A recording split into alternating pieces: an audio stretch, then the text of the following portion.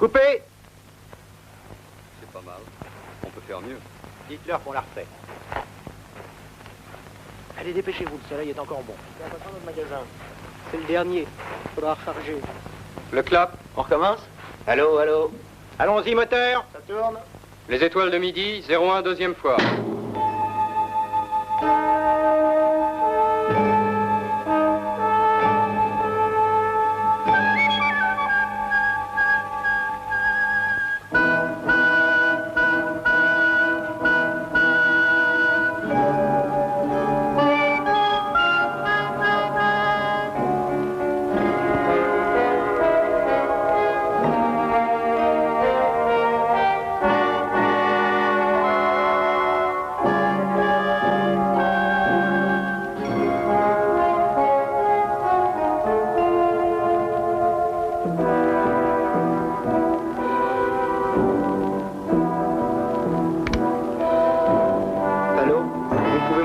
Caméra, la première est en place.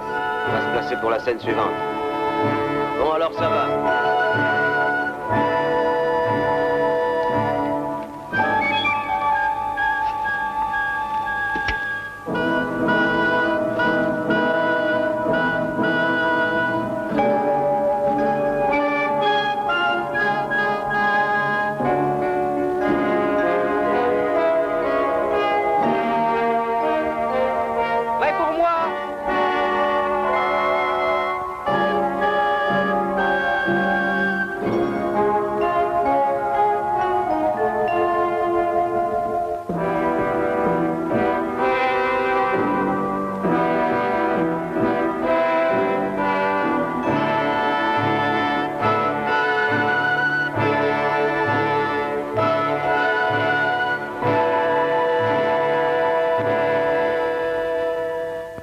La haute montagne, lieu désertique par excellence puisque l'homme est le seul être vivant qui y fasse des incursions passagères, est en été beaucoup plus fréquentée qu'on ne l'imagine.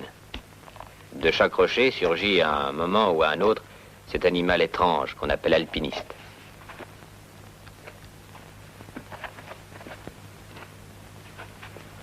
En voici 2 exemplaires. Une cliente et moi. Une cliente qui marche bien, ce qui est toujours agréable pour un guide. Et dans ce coin perdu, nous ne sommes pas les seuls.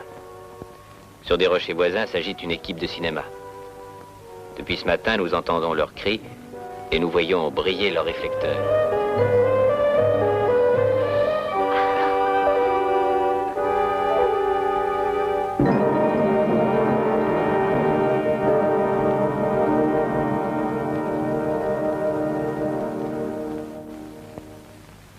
Je coupe, il y a une fausse tête!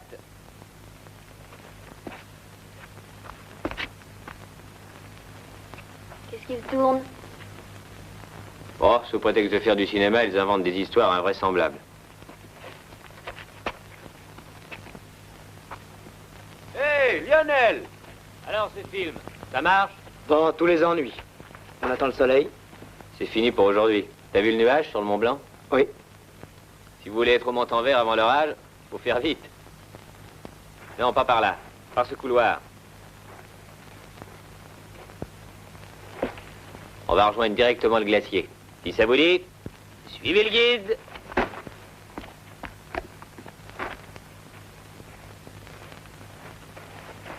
Ouh.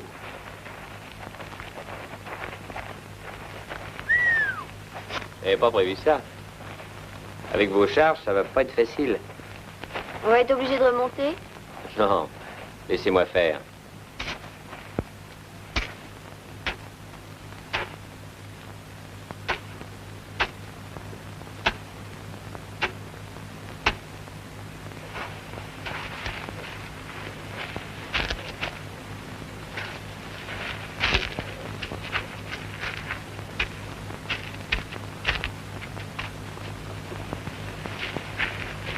À vous, mademoiselle.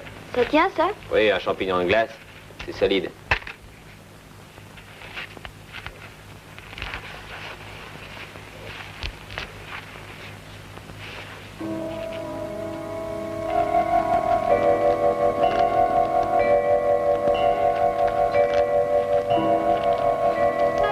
Allez, quand vous serez en file d'araignée, ce sera plus facile.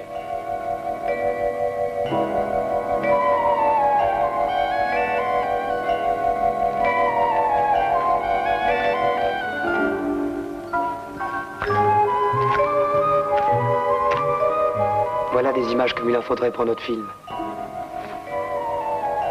Je me suis toujours demandé pourquoi les cinéastes ne se contentaient pas de la simple réalité. Quand on fait un film, il faut pourtant bien une histoire. En montagne, les histoires qui nous arrivent sont souvent beaucoup plus passionnantes que toutes celles que vous pouvez imaginer.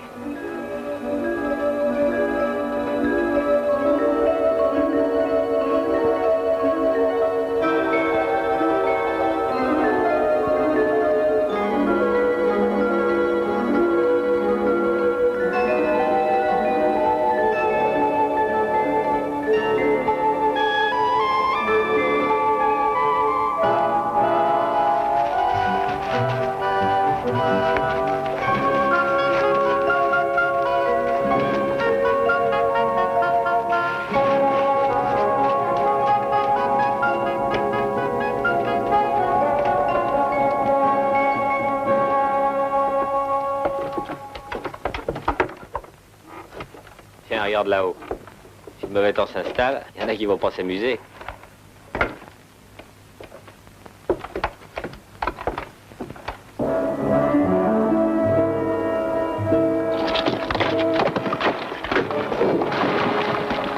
T'as vu ce piano?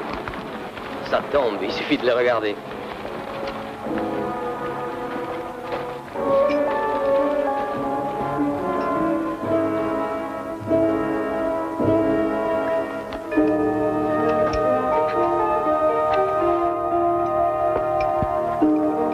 Ah, ce soleil à travers les nuages. Mets tes lunettes, René! Ça me gêne pour grimper.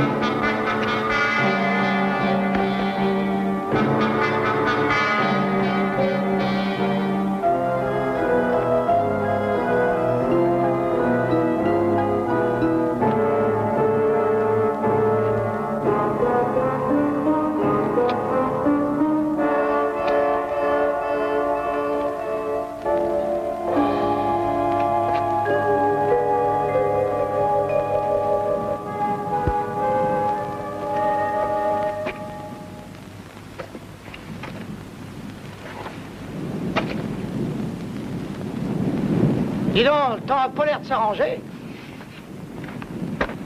Non.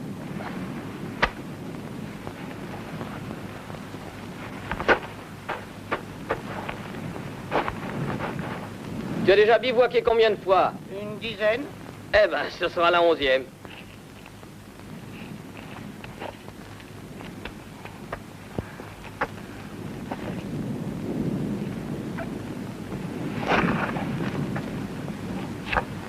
Ça te plaît comme chambre à coucher?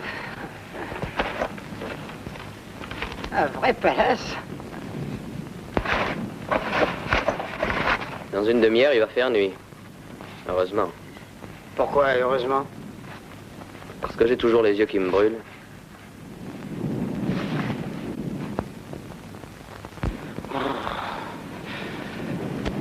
Qu'est-ce qui tombe? Ah, tu vas voir. Je vais te faire une de ces tambouilles.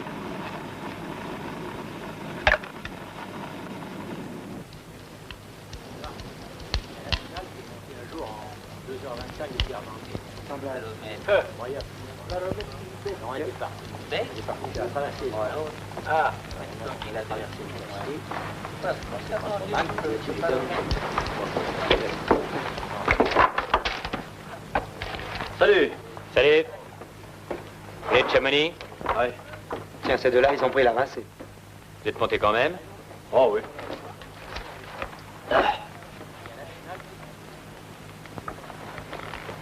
Eh, viens t'asseoir là, Gérard. Merci. Dis donc, t'as pas vu monter un jeune gars tout seul? Non, tu sais, le temps est pas très encourageant. Un client? Bon, oui, un copain. On devait essayer un gros truc demain tous les deux. Tiens, On fait du cinéma par ici? T'es dans le coup? Hein? Jacques, jamais ça tiendra ton truc. Oh, prends ton temps, ne tourne pas de main. Avec la neige qui est tombée, ça ne raccorderait jamais. Oh, il est malade, ton jumeau. À chaque coup d'aiguille, j'ai l'impression que c'est dans mon ventre que je pique. Recoule solidement, hein. S'il doit encore dégringoler de 300 mètres. 300 mètres de chute, on doit pas être beau à l'arrivée. Oh, moi j'en connais qui sont tombés de plus haut et qui s'en sont tirés. Tiens, par exemple, Grélo et Valuet à la face nord de la Verte. Ouais. Moi, je connais une histoire de ce genre que vous ne pourrez jamais tourner. Personne n'y croirait. Une histoire vraie? Bien sûr. Ça s'est déroulé sous mes yeux.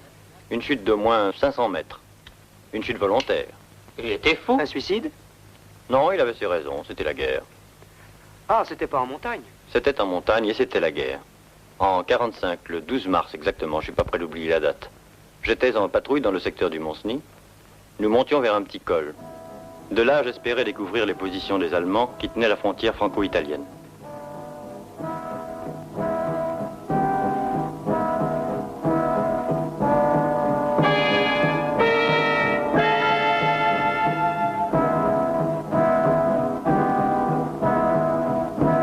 Le plaisir de se retrouver en haute montagne après les longues veilles de l'hiver ne nous faisait pas oublier les risques de notre mission.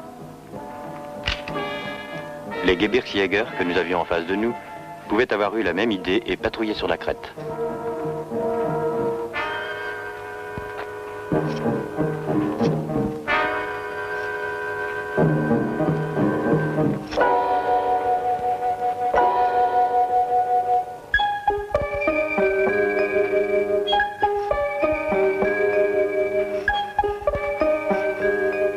Pour la première fois, je pouvais apercevoir le versant italien d'où les Allemands nous avaient canardés tout l'hiver.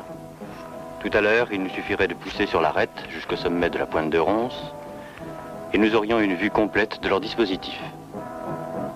Du haut de notre perchoir, nous cherchions à repérer, au travers des brumes matinales, les positions de l'ennemi qui ne pouvait imaginer qu'en cet instant même, des regards indiscrets plongeaient sur la vie étrangement paisible de tout son secteur. Soudain...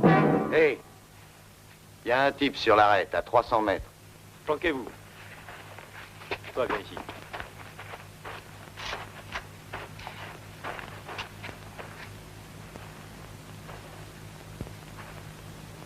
Un Fritz? Qu'est-ce que tu veux que ce soit? Il n'y a pas d'arme. Si, un revolver. On tire? Non, laisse, on va essayer de cravater.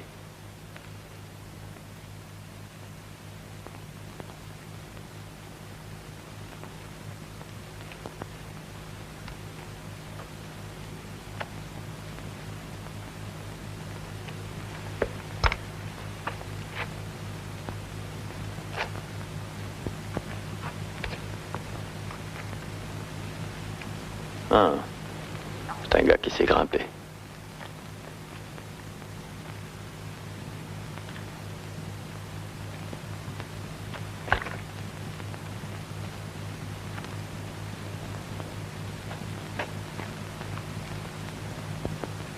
Toi, mon bonhomme, si tu viens par ici,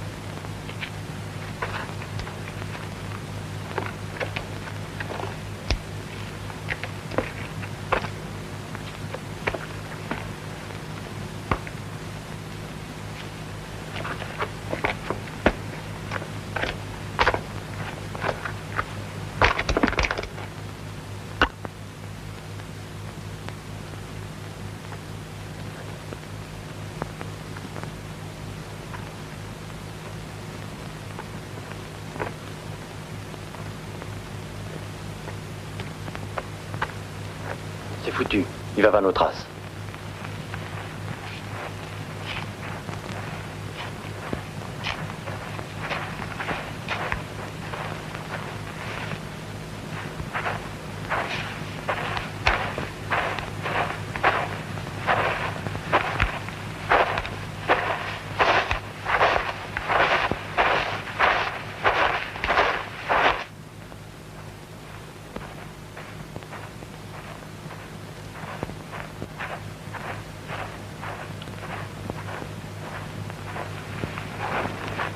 Pendejo! Oh, Sie sind doch nicht Franzosen. Français? Oui. Aujourd'hui, je ne suis pas soldat. Tiens. Seulement alpiniste. Promenade. Qu'est-ce qu'on en fait? On rentre tout de suite? Pourquoi? Non, pas du tout. Il va nous suivre jusqu'au sommet. Il pourrait nous renseigner sur leur position. On l'encorde? Non, pas la peine. T'as vu la pente? Il risque pas de nous filer entre les doigts.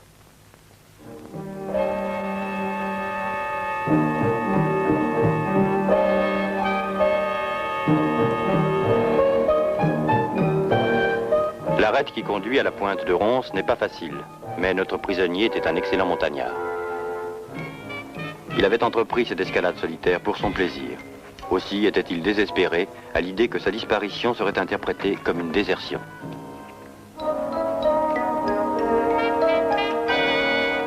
Mais peu à peu, la répétition des gestes usuels de l'escalade finissait par lui faire oublier que ces hommes qui l'entouraient, alpinistes comme lui, portaient des armes. Nous aussi d'ailleurs. Le caporal-chef Hornle, c'était son nom, avait les mêmes réflexes que nous, les mêmes réactions devant le danger, le même souci de la sécurité de ses compagnons. Achtung! Stein. Ja, ja, mon Dieu.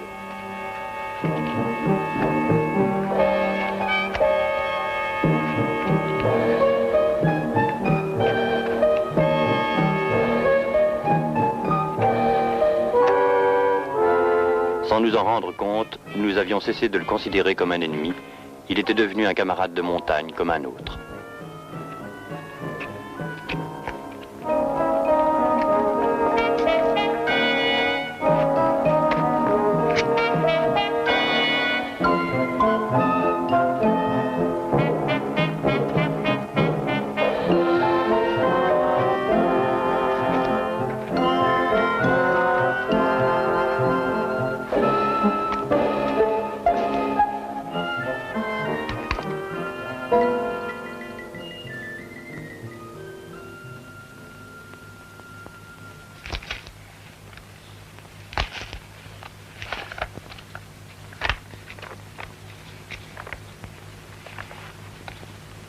Tiens, on voit très bien le Mont Blanc.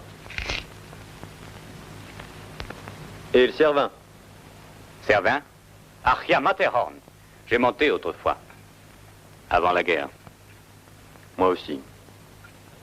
Bon, demi-tour. J'aimerais qu'on soit en bas avant la nuit.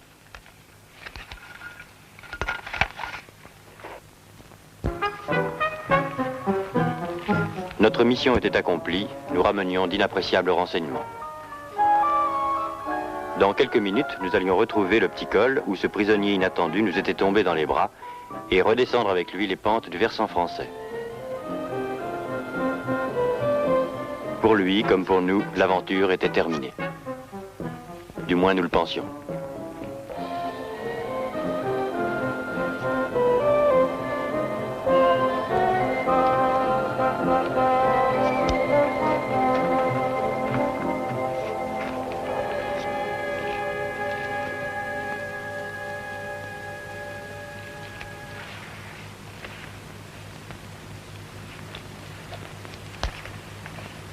American corned beef.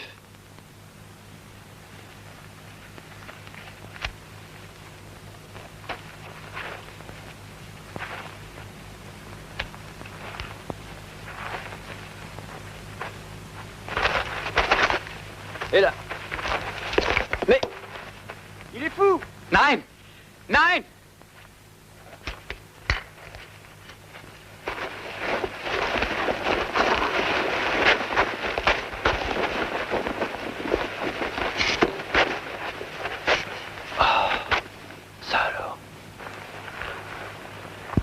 Il est foutu.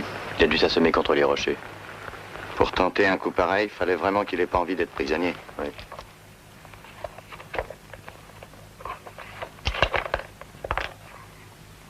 Ça aurait été une belle évasion.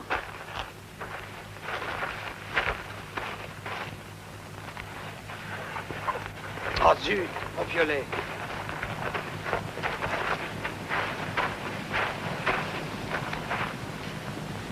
C'est pas possible. Vite, venez voir.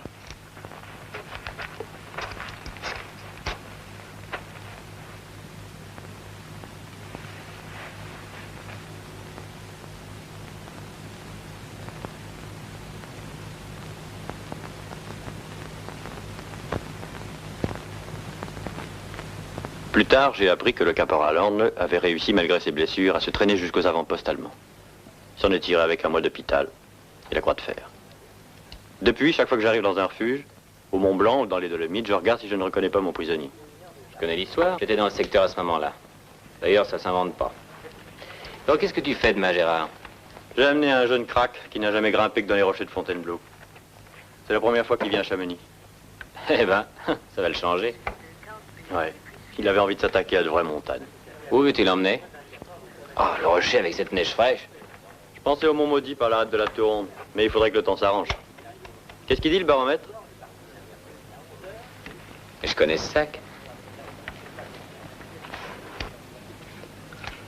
C'est le sac de René. Oui, il a couché ici hier soir avec un copain. Parti pour le pilier nord-ouest, acquittons de taxes couchage, 320 francs. Normalement, des gars comme René et Jean-Jean font la course dans la journée. Ils ont été pris dans la crasse avant le sommet. Ils sont droit au bivouac. Alors, demain, le grand guide se tourne les pouces. Tu viens avec nous? Oui. On pourrait faire 2 cordées. Hé, le cinéma. Jacques, je t'emmène? Mais tu me feras pas faire un saut de 500 mètres. Non, mais t'auras sûrement quelque chose à nous raconter au retour. De là-haut, on verra peut-être leurs traces. Ouais, j'y pensais. Silence, la météo de ce temps. Sud des Alpes et la Galine, en général beau temps. Nuit froide et température inférieure à 0 degré, même en plaine. Coucher dehors à 4000 mètres. Demain matin à 7h30. Drôle d'histoire. Alors demain, réveil à 2 heures. Départ, 3 heures.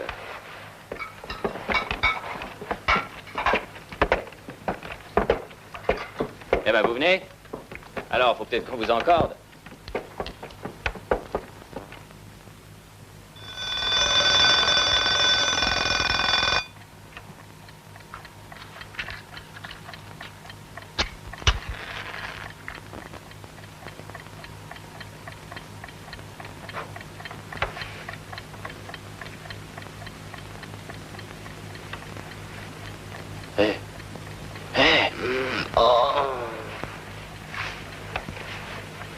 Et dire qu'on fait ça pour son plaisir.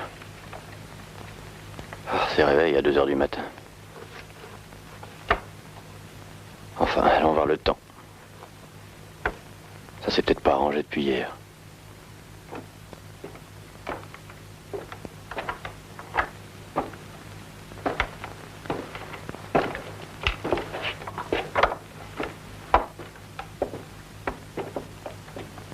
Non, c'est le grand beau. Bon, pas chaud. Ça doit geler ferme à 4000.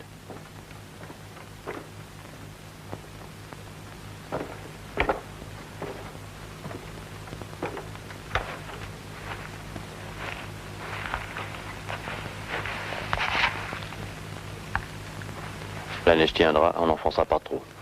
Encore heureux. Ces messieurs sont servis. Bon appétit. Se forcer à manger alors qu'on n'a plutôt envie. Ah, ce Lionel, quel estomac. Du fromage à cette heure-ci. Bon, eh bien, va falloir y aller. Quelles vacances.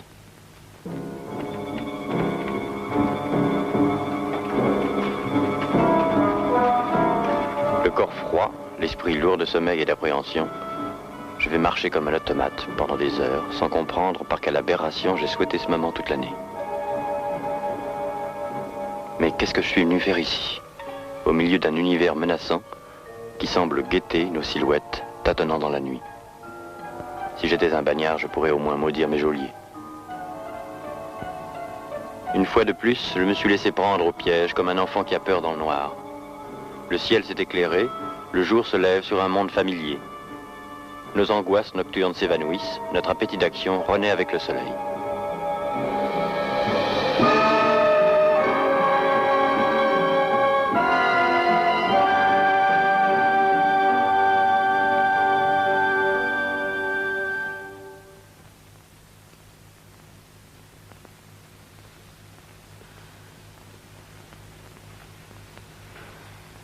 Comment est le temps?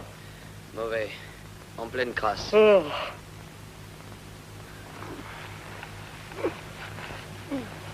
Oh, je rêvais que j'étais reçu à la Maison Blanche. C'est fou. Il fait un temps splendide. Hein? Regarde-moi, toi. Tu me vois? J'ai une bonne ophtalmie. J'ai dû me brûler les yeux avant-hier sur la neige. Et puis hier, ce soleil à travers le brouillard, il n'y a rien de pire. Qu'est-ce qu'on fait? Je descends en vitesse et je remonte avec des copains. Non, attendons ici quelques heures. Ça va se passer. Une petite ophtalmie, c'est pas bien grave. Pour le moment, bande-toi les yeux. On joue à Colin Maillard? Non, à chat perché.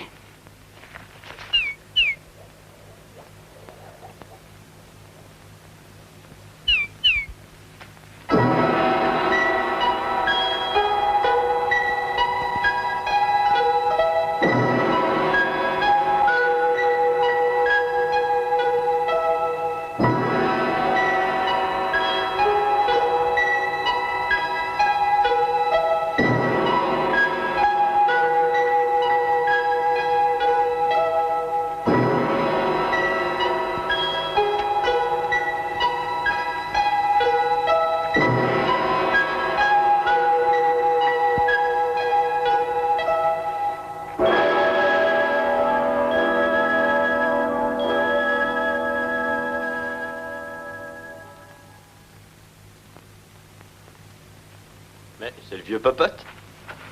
Qui? Popote, Roger. Hé, hey, qu'est-ce qui t'arrive? Ça m'apprendra à vouloir sauter des crevasses. La prochaine fois, je ferai le tour.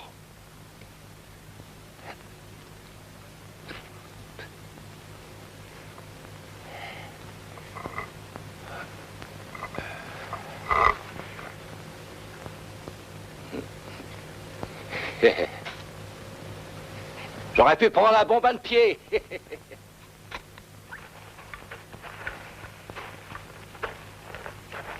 Sacré malin, là. Si tu t'étais foutu dans la crevasse, hein? Qu'est-ce qui serait venu te chercher? Et vous alliez où? Allez, Pierre, en route. Bonne journée. Où couches-tu ce soir? T'en fais pas, j'ai ma tante.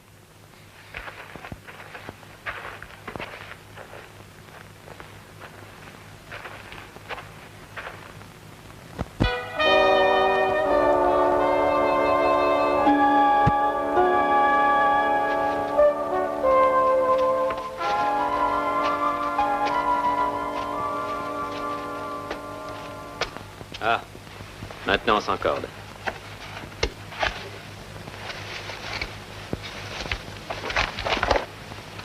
Pas commode la rimée. Plus loin, elle a l'air moins large. Oui, mais c'est pas la voie. Qu'est-ce que ça fait si c'est plus facile? Si tu voulais aller au sommet les mains dans les poches, fallait passer par le versant de Chamonix. C'est complètement à vache. Ne t'excite pas les difficultés, toi, hein? Si, mais de là à l'air chercher, c'est un drôle de jeu, non? Bien sûr, c'est un jeu. Mais si on le joue, autant jouer jusqu'au bout. Qu'est-ce que ça changerait de prendre l'arête un peu plus loin? Donne-moi mon sac, Jacques. Rien, ce serait moins élégant. C'est comme si tu commençais un roman à la 100e page. Moi, tu sais, pourvu que je me balade. Hé, hey, tu me suis au lieu de discuter? Voilà, voilà.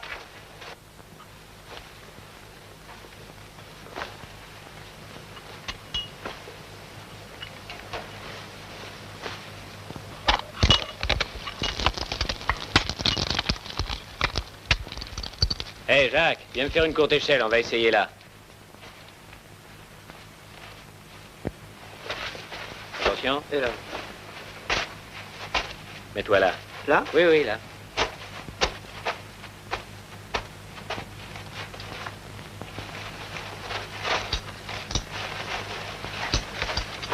Aïe.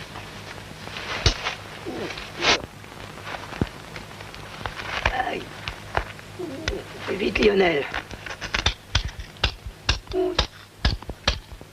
Tu me prends pour un fakir?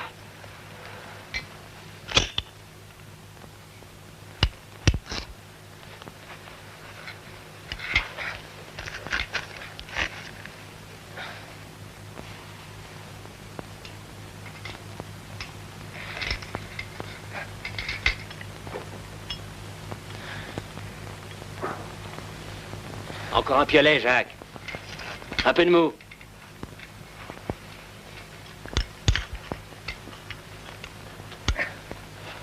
Ça plante? Oui, oui, ça va.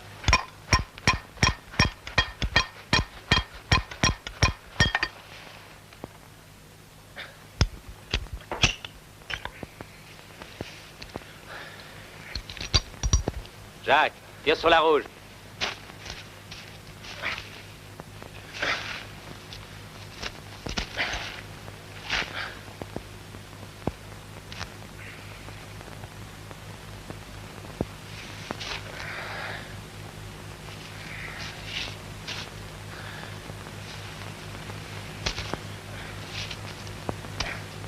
Le mou sur la rouge.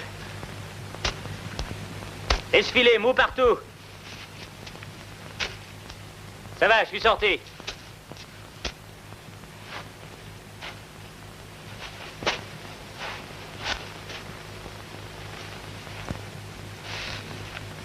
Alors, comment t'as trouvé le passage? Chouette. Ça aurait été dommage de t'en priver. Hein? Ouais.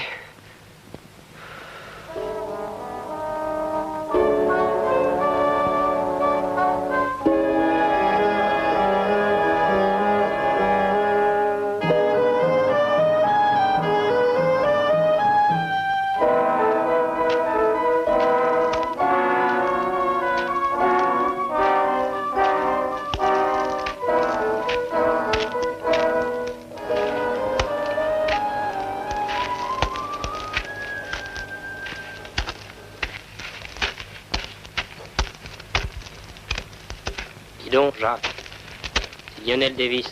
Tu pourrais le retenir? Alors quoi? T'as la trouille? Non. Et je comprends pas pourquoi on reste encordé. S'il y en a un qui tombe, il entraîne l'autre. Eh ben, défais ta corde. J'ai pas dit ça. Défais-la. Continuons comme ça. Pourquoi? Je sais pas. C'est une question de confiance. Fais quand même attention.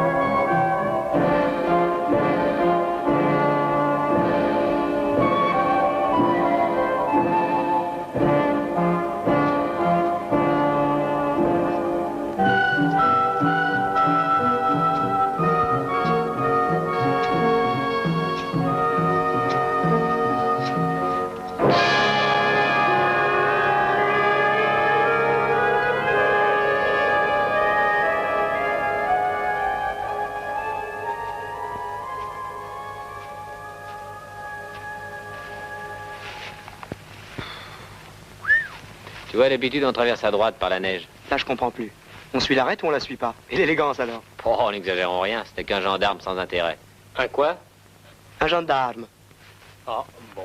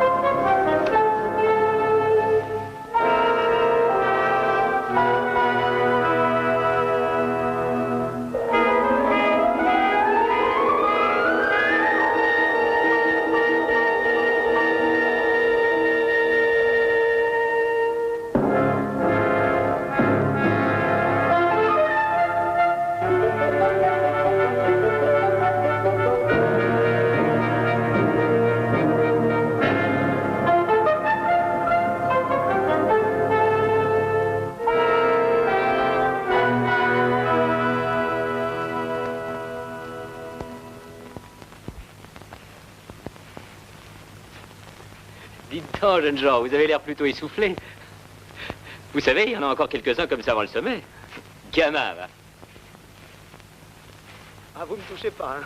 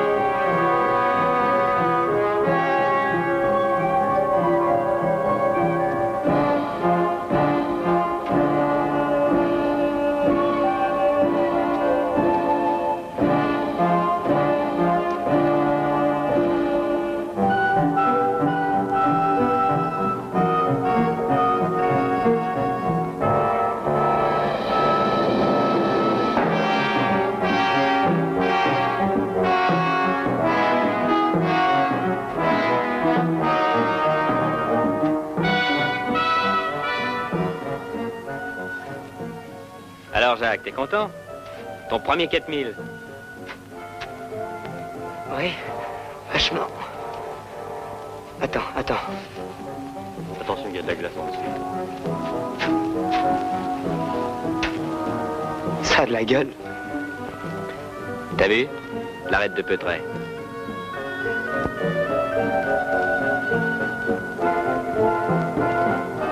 Évidemment, c'est autre chose que les cailloux de Fontainebleau.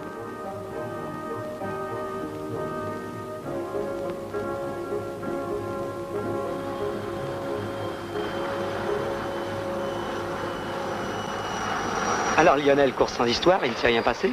Ah, on n'est pas encore en refuge. Salle mécanique. Si ma mission peut pas être tranquille. Ça fait un moment qu'il tourne. Il doit chercher quelque chose. Ou quelqu'un.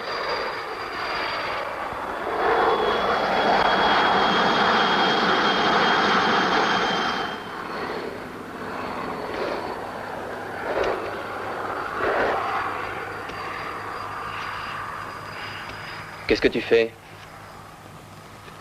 J'essaye un truc pour avoir de l'eau. Ah oui, j'ai soif. On n'entend plus l'hélicoptère.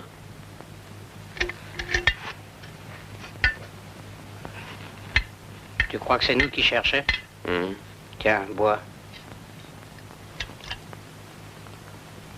Comme on nous croit sur la face nord-ouest et que nous sommes sur la face est, On finira bien par nous repérer.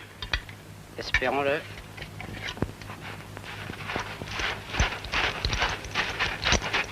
Tiens, Jacques, c'est le grand Capucin. C'est ce que je devais faire aujourd'hui avec Michel. Tu vas demain? Demain, j'ai bien peur qu'on ait autre chose à faire.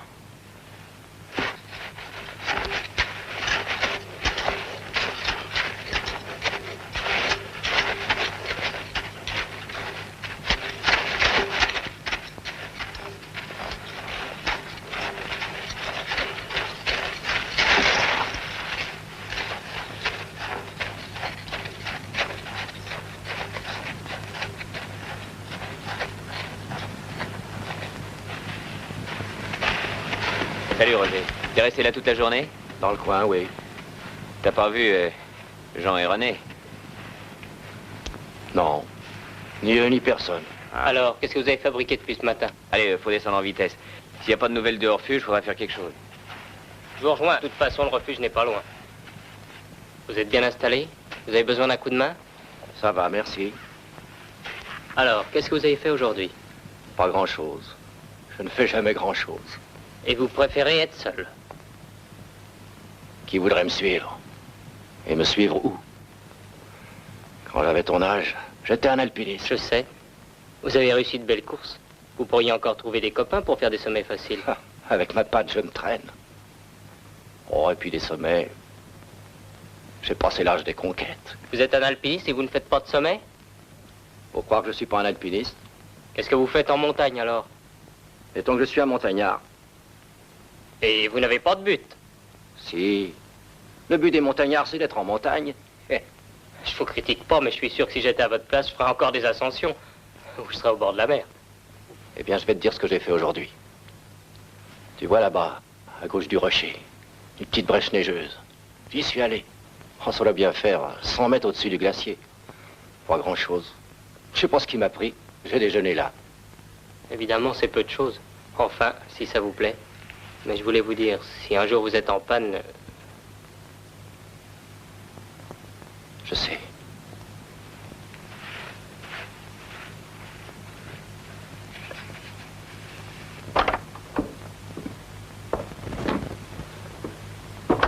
Ils sont pas rentrés? Leur sac est toujours là. Descends Montanvert pour téléphoner. Dis-leur qu'on commence les recherches demain matin. Mais je remonte cette nuit. Bien sûr, ça va pas trop. Tu sais, René, je le connais bien.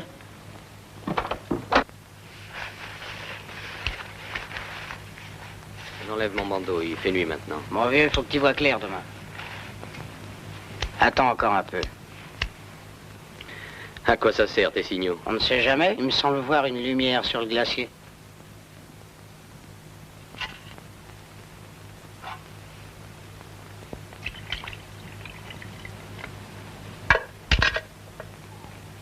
Oh, merde! Qu'est-ce qu'il y a? Tu m'as fait lâcher la lampe.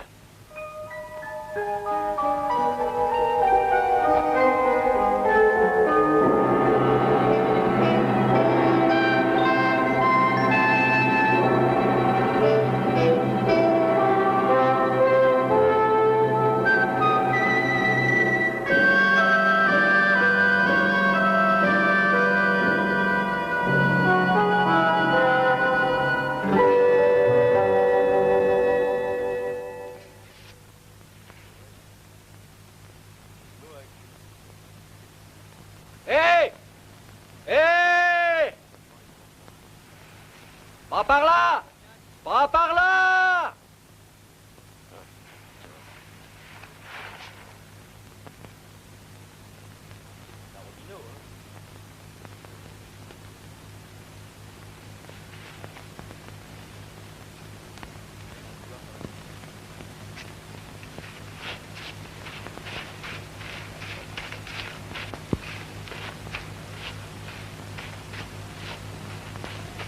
Hé!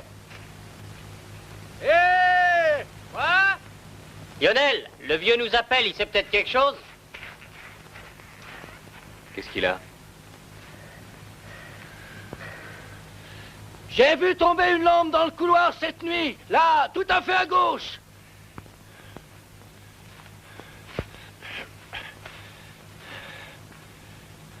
C'était sûrement eux!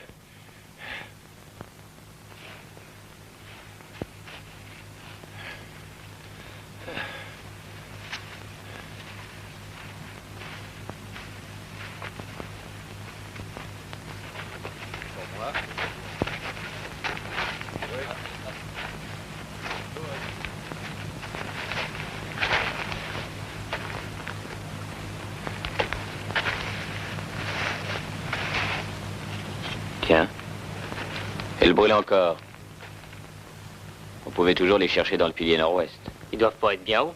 La lampe s'en miette. C'est pas sûr. C'est déjà arrivé.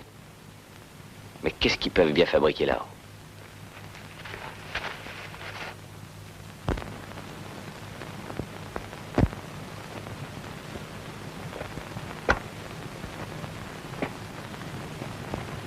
Vas-y, mollo, hein?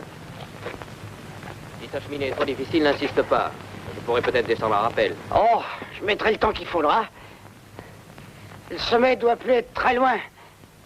De l'autre côté, la descente est à vache.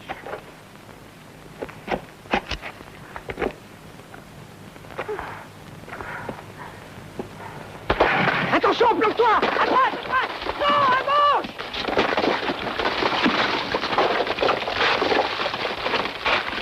T'as rien? Non, ça va.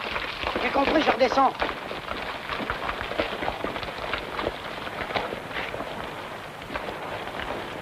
Les sacs. Quoi? Les blocs ont embarqué nos 2 sacs. C'est de matériel de bivouac. Il faut être en bas avant la nuit.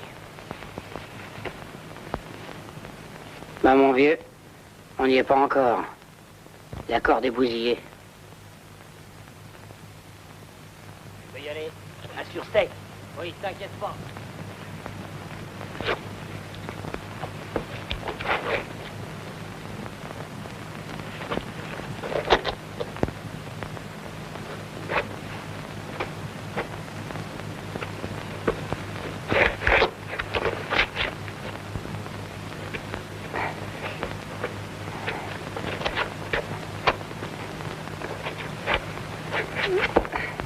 Comment est-ce après? On a perdu de l'altitude. Mais maintenant...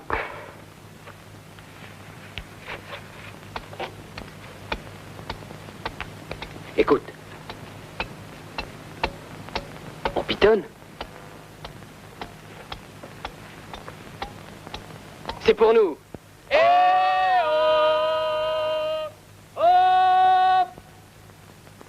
Vous êtes très à droite, au-dessus d'une paroi complètement lisse.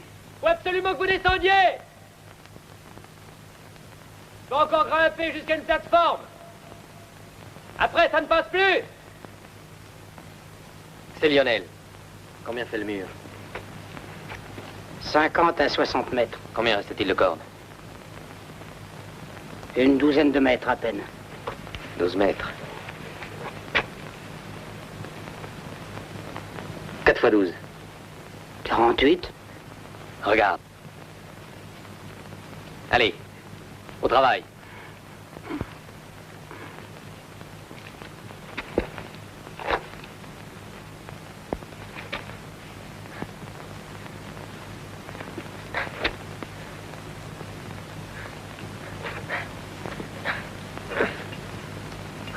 Cette fissure est une belle vacherie. 2 jours en panne là-haut. Pourtant René est un bon grimpeur. Qu'est-ce qu'ils ont bien pu faire? Dire qu'à cette heure-ci, je devrais être avec Michel au Grand Capucin.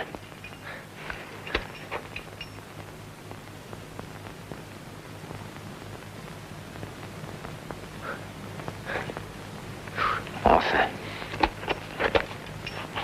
Il vaut peut-être mieux que je sois ici.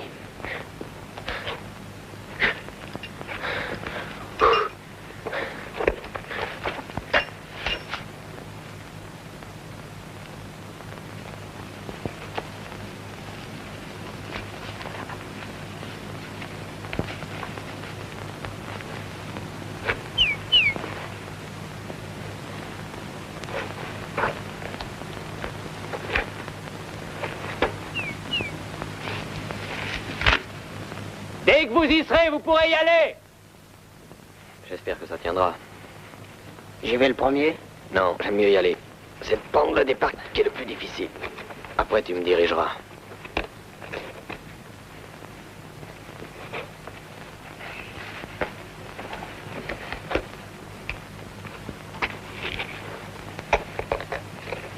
Attention, je te lâche.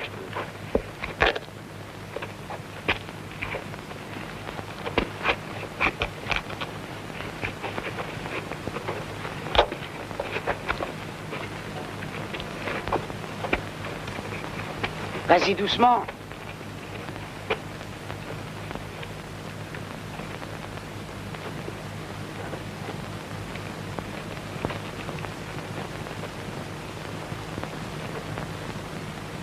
Ça y est, on te voit, René. Tu tiens le bon bout? Ouais, j'ai l'impression de faire un rappel sur une ficelle d'emballage.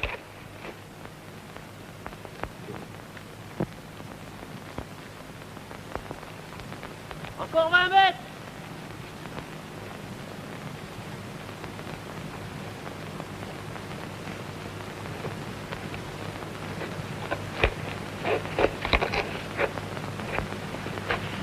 Attention, René, ne descends plus. Tu vas être à bout de corde. Et à notre hauteur. T'as plus qu'à penduler. Un peu plus à gauche, René. Oui. René, ta corde se coince plus haut. Tâche de la décrocher.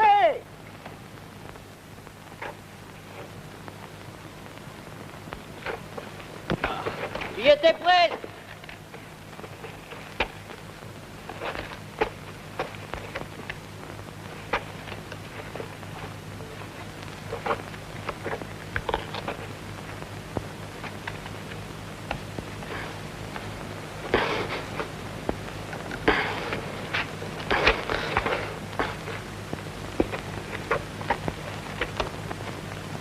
Tiens bon, on te lance une corde. Dépêchez-vous, je vais lâcher.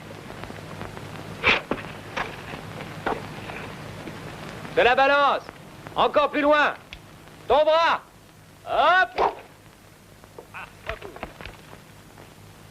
Attends, René, on t'en lance une autre. Tends le bras.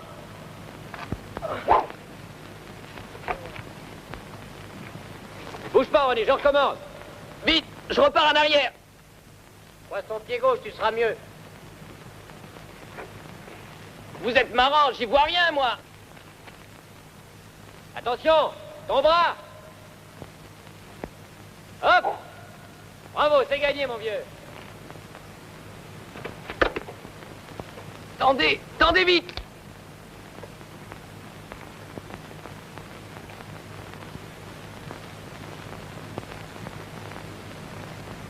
Encore une. Attrape. Ah.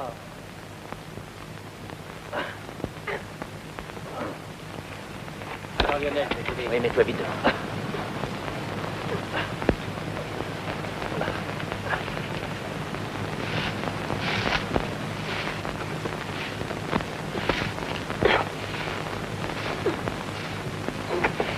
Allez, tirez, bon Dieu. Tu y es presque. Encore 2 mètres.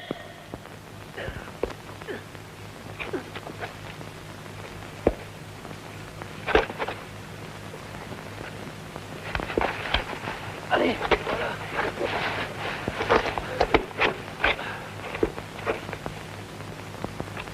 Eh bien, René, tu t'es bien débrouillé? C'est toi, mon vieux. Ça irait mieux si je voyais ce que je fais. Et Jean-Jean? Il arrive. C'est toi, Lionel. Tu m'as apporté ma canne blanche? Tu veux boire? Oui.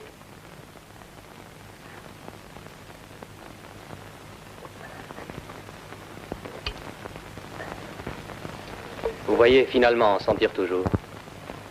Colette, tu peux préparer sa descente.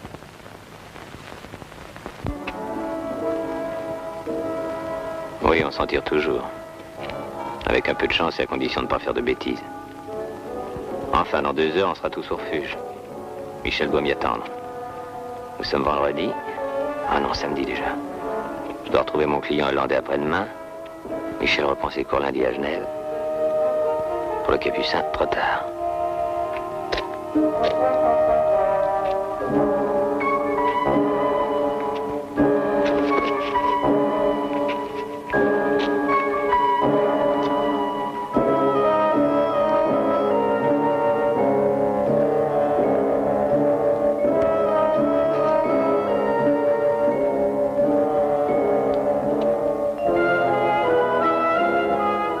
moi 2 bonnes journées.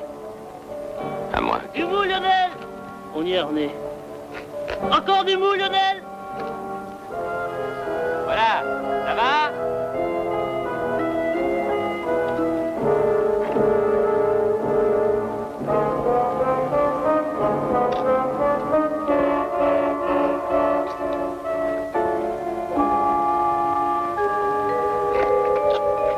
Arrivé! À moins que je tiens la forme. Michel est jeune, mais avec lui, on ne perdra pas de temps. Après tout, attaquer demain au lever du soleil et terminer le soir même au sommet. Je rêve ou quoi?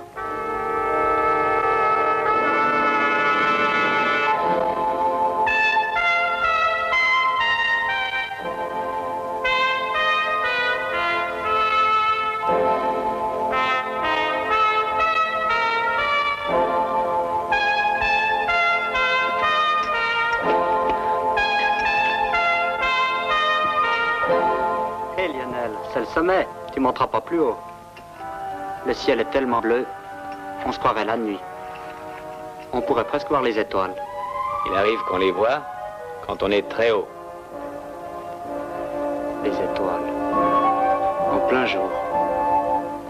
Tu regardes les étoiles comme on regardait le sommet ce matin.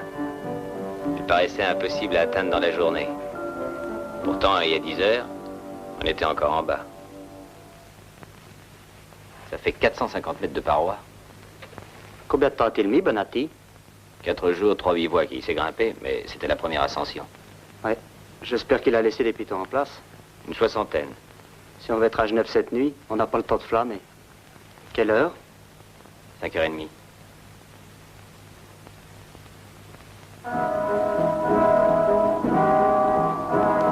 Le couloir d'attaque s'enfonce derrière nous. Nos tâches sont réparties. Je grimperai en tête. Michel est jeune, à lui le rôle ingrat du second cordée. Quand nous abordons les rochers, le soleil les chauffe déjà.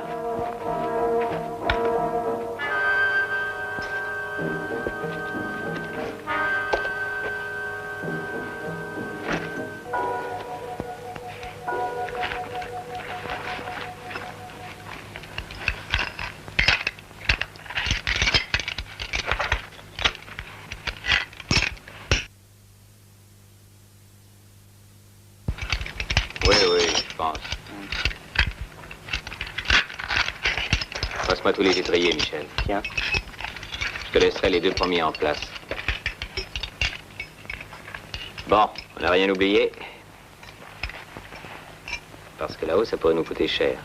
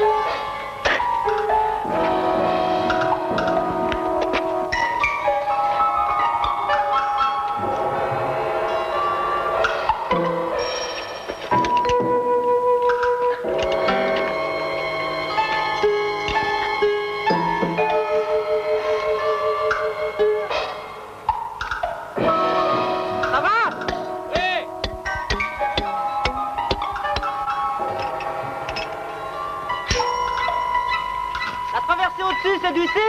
C'est bien. T'en fais pas pour moi.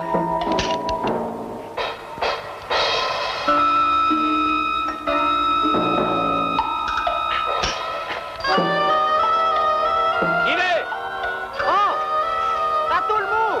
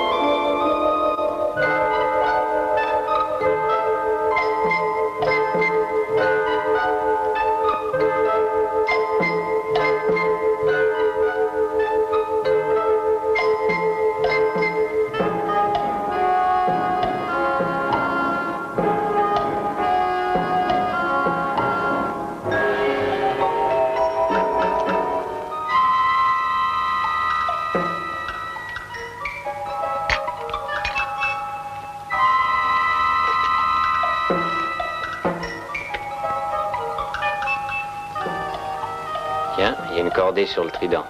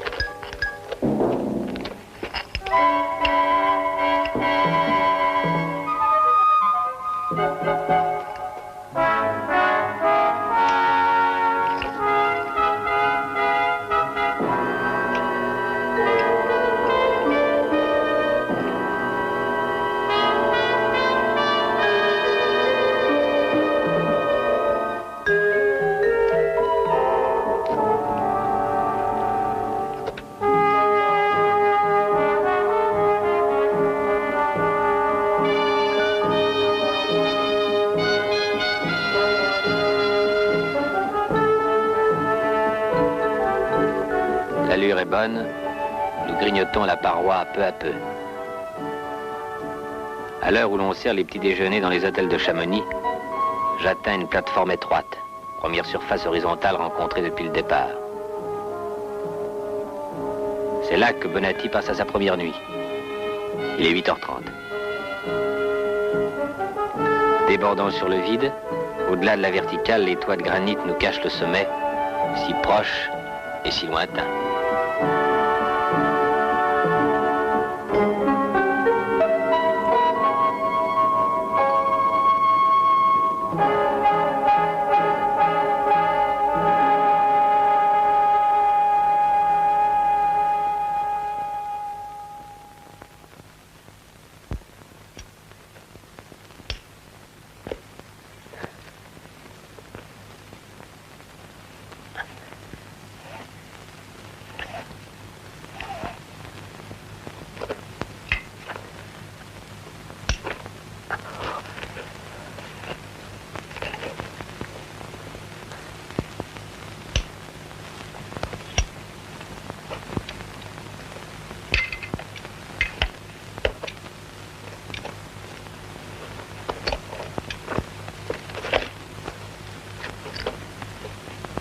Tire sur la blanche.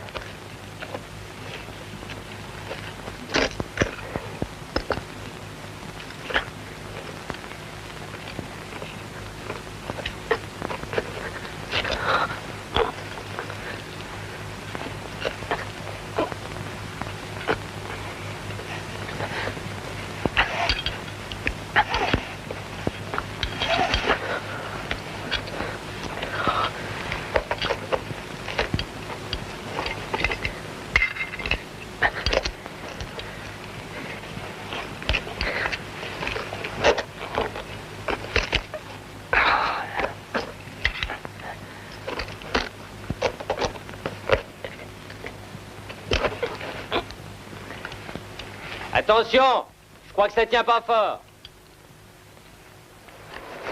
Hey! Oh!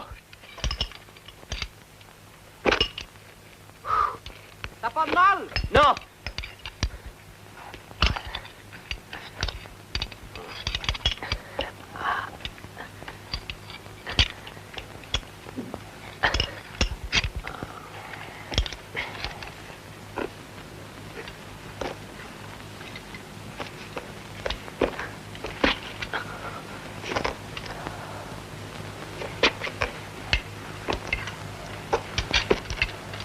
Dis donc, heureusement que le deuxième clou a tenu. Oui, ça fait toujours une drôle d'impression. Ces trucs-là, ça vous coupe le moral. Si tu veux, je passe en tête.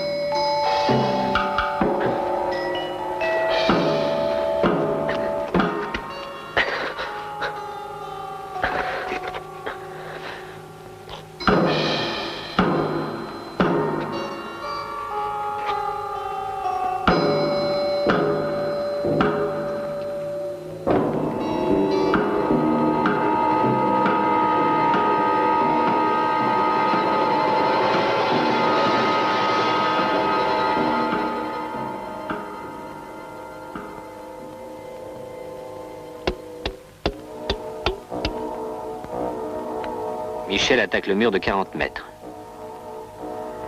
Au-dessus nous attend une large terrasse, le second bivouac Bonatti. Nous y serons vers 11 heures. L'espoir d'être le soir même au sommet se précise, mais la partie n'est pas jouée. La moitié de la face est sous nos pieds. Voir évoluer son compagnon de cordée dans un monde où tout joue contre l'homme, vide, fatigue, danger, nous donne un extraordinaire sentiment de liberté.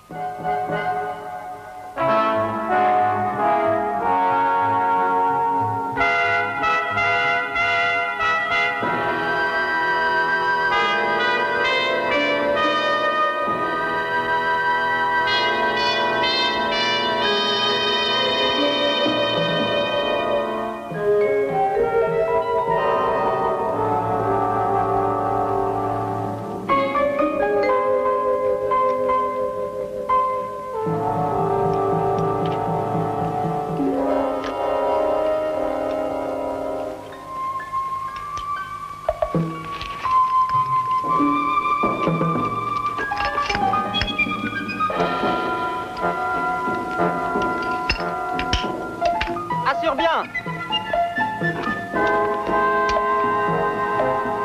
Où, la rouge?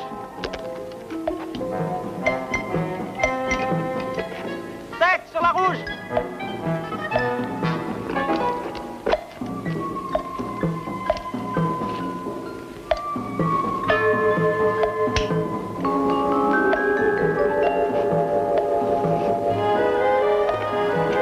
Mou sur la blanche. Elle est à bout. Débrouille-toi, nom de Dieu. Je suis pas dans un fauteuil. La blanche.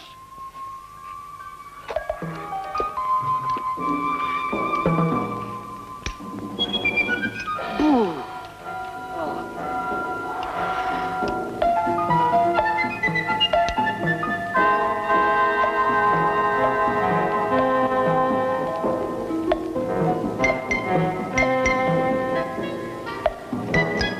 Survolant un vide de plus en plus effrayant, nous montons encore des heures. Je savoure les derniers moments de cette lutte qui nous rapproche du sommet. Michel vient buter contre un gigantesque toit de granit. C'est le capuchon, dernière défense de la paroi. Quand nous l'aurons contourné, le grand capucin, la plus dure escalade des Alpes, s'enfoncera déjà dans le passé.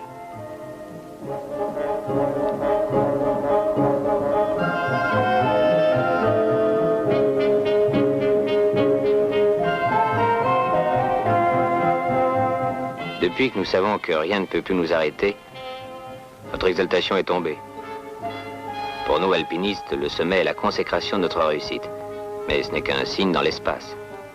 Ce qui compte, c'est le chemin qui y mène et qui s'élève en plein jour vers les étoiles.